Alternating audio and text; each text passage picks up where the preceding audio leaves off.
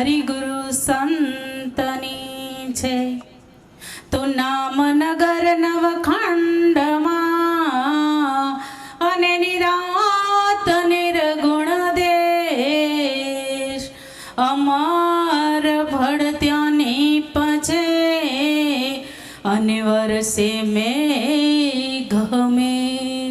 સદગુરુ મહારાજની છે। આજ તો બહુ વરસાદ વરસ્યો, ખૂબ ભક્તોનો ભાવ એવો છે, પ્રેમ એવો છે, લાગણી એવી છે, કરુણા એવી છે, બધાયના અંદર કલ્યાણ મહારાજ હકીકતમાં વસ્યા છે। અને વસ્યા તો કેવા વસ્યા, જો એક એક ભક્તો બોલ્યા પણ એનો ભાવ અને એનો પ્રેમ કાંઈક અનેરો હોય છે અને એના શબ્દ પણ કાંઈક અલગ છે। શબ્દ એવા બોલ્યા, કોઈને કાંઈ કહેવા જેવું નથી, એવા શબ્દનો વરસાદ વરસાયો। અને હંમેશની માટે કલ્યાણ મહારાજને એવી જ પ્રાર્થના કરીએ કે બધાયના હૃદયમાં વસી અને આવા ને આવા અમૃત જેવા શબ્દ તું આપજે અને અમૃત જેવા શબ્દ આપજે અને બધાય અમર બને। બસ આવી સદગુરુ કલ્યાણ મહારાજને પ્રાર્થના કરીએ તો બહુ આનંદ છે આજે। પણ ખરેખર સમજવાની એક મૂળ વાત છે। મૂળ વાત શું છે કે વસ્તુ કીધું ને કે બધાયમાં વસ્તુ છે, તો વસ્તુ ક્યાં નથી? વસ્તુ હરેક જગ્યાએ છે। વસ્તુ વગરની કોઈ જગ્યા ખાલી નથી। આપણે એમ કહીએ છીએ ને કે નામ નામ નામ, પણ ખરેખર નામ છે 100% સત્ય છે, પણ મૂળમાં જઈએ તો શું પડ્યું? વસ્તુ। આપણે ગમે એ કાંઈ બોલીએ તો પેલા શું બોલીએ? વસ્તુ। આ વસ્તુ વિરલે વખાણી, સંતોભાઈ વસ્તુ વિરલે વખાણી, તો મૂળમાં જઈએ તો વસ્તુ છે અને વસ્તુ છે ને એ જ નામનો માર્કો પાડે છે, પછી નામ બોલાય છે, પેલા તો વસ્તુ આવે। અને એ જ ગંગા સતીમાં એ કીધું વસ્તુ વચનમાં છે પરિપૂર્ણ પાનબાઈ, આ અધૂરિયાને ન સમજાય। વસ્તુ પરિપૂર્ણ છે પણ શેમાં છે? વચનમાં છે। આજ વચન થકી ચંદા, વચન થકી સૂર્ય અને વચન થકી નવલખ તારા, આ બધા શેના થકી છે? બધાય વચન થકી। અને આજે હરેક ભક્ત આવ્યા એ શેના થકી આવ્યા? એક સદગુરુના વચન થકી આવ્યા। નકર આ કોણ કોને ઓળખતું હતું? કોઈ કોઈને ઓળખતું નહોતું। એટલે સદગુરુએ ઓળખાણ કરાવી। શેની કરાવી? નામ, નામી અને અનામીની, આ ત્રણની ઓળખાણ કરાવી સદગુરુએ। આ એકયના નામ કોઈને આવડતા નહોતા, કેમ કે કોઈ કાકા દાદા કુટુંબ સગા સંબંધી નહોતા। સગા સંબંધી હોય ને તો દેહના નામ આવડે બધાયને, કે અમારા ફલાણા ભાઈ ઢીકણા ભાઈ બધા જ નામ આવડે, પણ ઈ નામની ઓળખાણ કોને કરાવી? સદગુરુએ। આ હરેક નામની ઓળખાણ કરાવી અને હરેક નામ કણ કણમાં ને રજ રજમાં ગુંજી રહ્યું છે। ક્યાં ગુંજી રહ્યું? બધે જ ગુંજી રહ્યું, રોમ રોમમાં રણકાર કરી રહ્યું। એટલે કીધું કે રણકાર ઉપર ઝણકાર, ઝણકાર ઉપર જ્યોતિ, ત્યાં બસત અભદ શૂન્ય। આ ક્યાં બચે? આ શૂન્ય ક્યાં વસે? કે રણકાર ઉપર ઝણકાર થઈ રહ્યો છે। આ બધાયની અંદર રણકાર થઈ રહ્યો છે। અવાજ આવી ક્યાંથી રહ્યો? પોતાના ઘટ ભીતરની અંદરથી અવાજ આવી રહ્યો, ગુંજી રહ્યો। વસ્તુ ગતિને વિચારતા મટી જાય વાદ અને વિવાદ। આ કોને કીધું? ભાણસાબે, કે વસ્તુને વિચાર, વ્યક્તિને જોવાની નથી, ફક્ત વસ્તુ વિચાર। મૂળમાં જઈએ તો વસ્તુ તો કોઈ સાથે વાદ વિવાદ નહીં રહે, પણ જ્યારે વ્યક્તિને જોશું, વ્યક્તિના ઘાટને જોશું, અને જ્યારે ઘાટને જોશું એટલે એનો દેહ આપણને દેખાય, અને દેહ દેખાય એટલે વાદ વિવાદ આ શરૂ થાય। પણ મૂળમાં વહી જા। આપણે સદગુરુના શરણે શા માટે ગયા? મૂળ ઓળખવા ગયા હો, કોઈ વ્યક્તિને ઓળખવા ગયા નહોતા। વ્યક્તિ તો ઓળખતા હતા બધા, પણ વ્યક્તિને ઓળખવા નહોતા ગયા, મૂળ વસ્તુને ઓળખવા ગયા હતા। તો મૂળ વસ્તુ ઓળખવાની છે અને આ મૂળ વસ્તુની વાત છે। અને મૂળમાં જઈએ તો શું છે? ફક્ત અવાજ છે। અવાજ ગુંજી રહ્યો છે, બીજું કાંઈ જ નથી અવાજ સિવાય। કેમ કે આપણે નામ, નામી ને નામીની ત્રણની ઓળખાણ કરવી ને, તો નામ છે આ બધાયની અંદર રમી રહ્યું। તો આ બધાયના નામની ઓળખાણ કોને કરાવી? નામી પુરુષે કરાવી। તો નામી કોણ છે? મારો સદગુરુ સાહેબ છે। આ સાહેબ તેરી સાહેબી સબ ઘટ मेहंदी के पांद में लाली रही सुपाई। आ लाली सुपाई रही थी, आ नाम सुपाई रह्યું તું. કોને દેખાડ્યું, કોને જગાડ્યું? આ ભાવ પ્રેમ લાગણી કોને જગાડી? આ સદગુરુ મહારાજે જગાડી.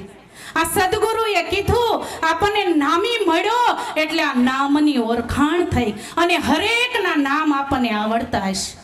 પણ આ જ્યારે નામી મળ્યો ને ત્યારે પણ નામ આવ્યું ક્યાંથી? ક્યાંથી આવ્યું નામ? કોઈને ખબર હતી? જ્યારે માના પેટમાં ઉદરમાં હતા ત્યારે કયું નામ હતું આપણી પાસે? એકેય નામ નહોતું, અનામ હતા આપણે. માના ઉદરમાં હતા 9 મહિના સુધી ત્યારે આપણે અનામ હતા. ઈ તો જન્મ થયો ને પછી નામ આવ્યું આપણું અને પછી નામની ઓળખાણ કરાવી. એટલે ગંગા સતી માએ કીધું વચને સ્થાપન અને વચને ઉત્થાપન. આ વચને મંડાય મારા પ્રભુજીના પાઠ. કોના પાઠ મંડાણા તે? તોરલે કીધું ધણી તારા નામનો પાઠ મંડાણો, હરિ તારા નામનો પાઠ મંડાણો. આ વચન જ્યારે જન્મા આવ્યા 12 અને 12 આવ્યા એટલે તરત શું આવ્યું આપણી અંદર?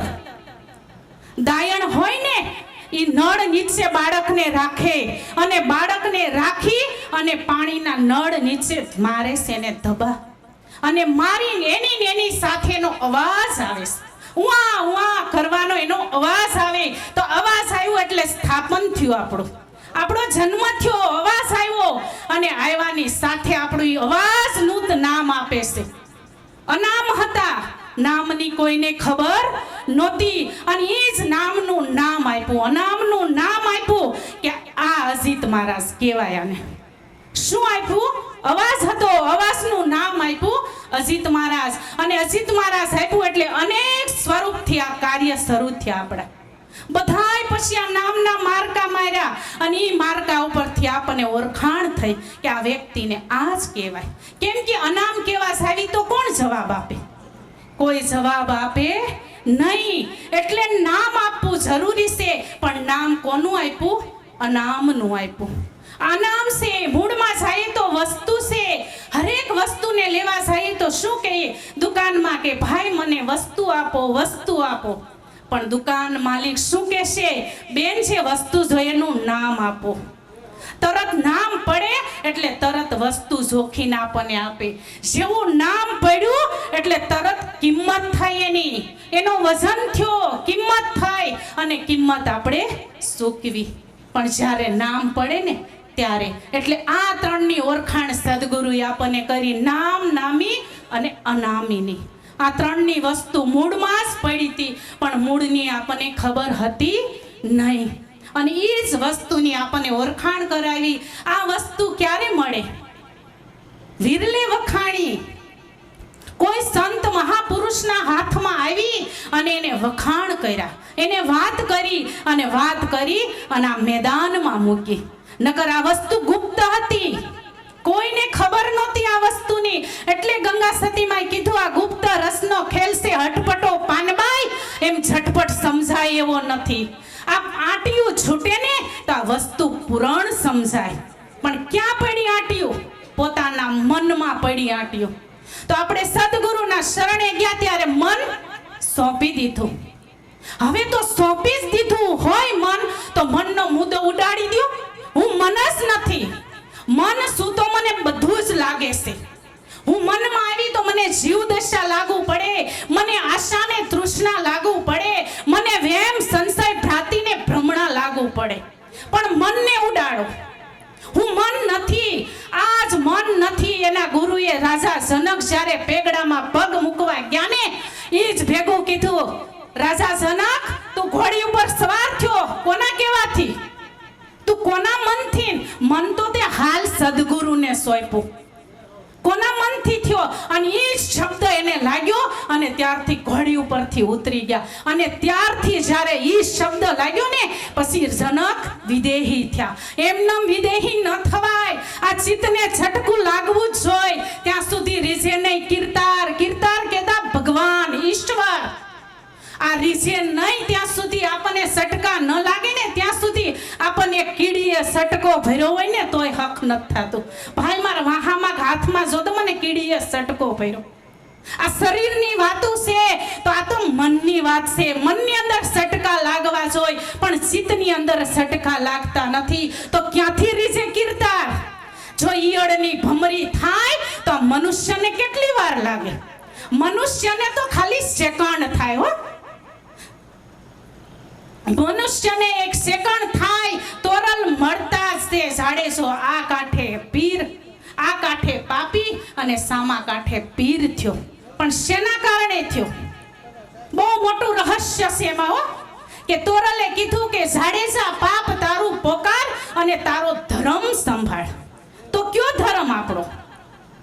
કયો ધર્મ આપણો છે? ધર્મની વાત કરીએ તો ધર્મ કયો છે? સ્વધર્મ આપણો હો. આ માતા પિતાની સેવા કરવી તો બધી આપણી ફરજ છે. એને ધર્મ ન કહેવાય, તો વ્યવસ્થા છે, તો આપણે કરવી જ પડે. આંગણે અતિથિ આવ્યા એની સેવા કરવી જ પડે. પણ સ્વધર્મ, સ્વ કહેતા પોતે પોતાને તું જાણી લે. જાડેજા આવે, તું કોણ છો? તું કોઈ જાડેજો નથી. તું કોઈ જાડેજો નથી. તું તારા અંતરમાં તપાસ કર. અને એ જાડેજાને લાઈટ થઈ અને એને બધા એના પાપ પોકારી દીધા. અને પોકારા એટલે સામા કાંઠે જેસલ જાડેજો હતો ઈ પીર થયો. તો આ શું વાર લાગે? પીર થાવું એમાં કોઈ નવાઈ નથી. પીર ઘડીકમાં થવાય, પણ જો મન સદગુરુને દીધું હોય ને તો જ્યાં લગન મન હશે ત્યાં સુધી બધું હશે. અને મનમાં જ ઊભું થાય છે, બીજે ક્યાંય થતું નથી. આ બધું મનની અંદર આવે છે. તો મન મૂકી દેવા જેવું છે. મન નામનો મુદ્દો ઉડાડવા જેવો છે. તન સોંપ્યું તો તન પણ ઉડાડવા જેવું છે. રહેવું પણ સાક્ષી ભાવે રહેવું. આ બધાય બેઠા છે તો અત્યારે ક્યાં ભાવે બેઠા? બધાય માત્ર સાક્ષી ભાવે બેઠા. આ તનની અંદર રહેવાનું છે પણ સાક્ષી ભાવે રહેવાનું છે. હું કાંઈ જ કરતો નથી. કરનારો તો મારો અલગ ધણી છે. અલગ ધણી છે પ્રેરણા કરે છે ત્યારે હું બોલી શકું. અવાજ જ વહી ગયો હોય તો શું બોલવાય? અવાજ વહી ગયો હોય તો શબ્દ બોલાય નહીં. તો અલગ ધણી છે શબ્દ ક્યાંથી ઉપડે? આ નાભીમાંથી ઉપડે. નાભીમાંથી ઉપડે એટલે હૃદયમાં ઠેરાય. અને હૃદયમાં ઠેરાય ને એટલે ભાવારથ વાણી આવે. કારણ કે નાભીમાં શબ્દ છે, લુખ્ખો છે, હાવ કોરે કોરો શબ્દ છે. અને કોરે કોરો નાભીનો શબ્દ બોલાય ને તો કોઈને નહીં ગમે. કેમ કે લુખ્ખો છે. આપણે રૂખી રોટલી ખાવા માટે આપી હોય ને તો આપણે ખાતા નથી. કેમ કે ગળા નીચે ઉતરવું તો જોઈને, ઉતરતી નથી એટલે લુખી રોટલી પણ ન ખવાય. પણ ચોપડીને માં આપે ને તો ઘડીકમાં બાળક રોટલી ખાય છે.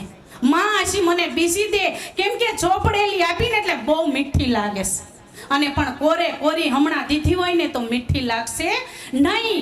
એમ શબ્દ આપણો નાભીમાંથી ઉઠે અને હૃદયમાં આવી અને સ્પષ્ટ થાય એટલે ભાવારથ થાય. હવે મારે કેવો શબ્દ બોલવો અને કેવો ન બોલવો. આ શબ્દ બોલવાથી આને દુઃખ થશે, આ શબ્દ બોલવાથી આ રાજી થશે. આવું શબ્દનું હૃદયમાં ઘાટ ઘડાય અને કંઠમાં ઘાટ ઘડાય ને એટલે આ વૈખરી વાણી દ્વારા શબ્દની સોરું ફૂટે. આ શબ્દ ફટાફટ નામના માર્કા આપવા માંડે. જેવું બોલવું હોય ને એવું. કેમ કે અસલી ઓરિજિનલ વસ્તુ તો છે ને અંદર રહી ગઈ. આપણે અંદર આપણું આધાર કાર્ડ હોય તો આપણે એની ઝેરોક્સ કરાવવા જાય તો આધાર કાર્ડ આપણી પાસે જ રાખીએ. અને એની નકલ હોય ને એ બધે આપીએ. પ્રૂફમાં શું આપીએ? નકલ આપીએ. અને નકલ આપીએ ને એ એનું કામ કરે, પણ અસલ વસ્તુ તો આપણી પાસે જ રહેશે. એમ અસલ વસ્તુ સની પોતાની પાસે રહી ક્યારેય બહાર આવતી નથી. કેમ કે આ બધાય પડે ને નામના જ માર્કા પડે અને ફટાફટ નામના માર્કા પડે. એક પછી એક નામનો. જેમ ઝેરોક્સ ફટાફટ નીકળે ને એમ નામના માર્કા પડે. પછી બધી વસ્તુની આપણને ઓળખાણ થઈ જાય. પણ મૂળમાં શું પડ્યું? વસ્તુ. સદગુરુ મહારાજની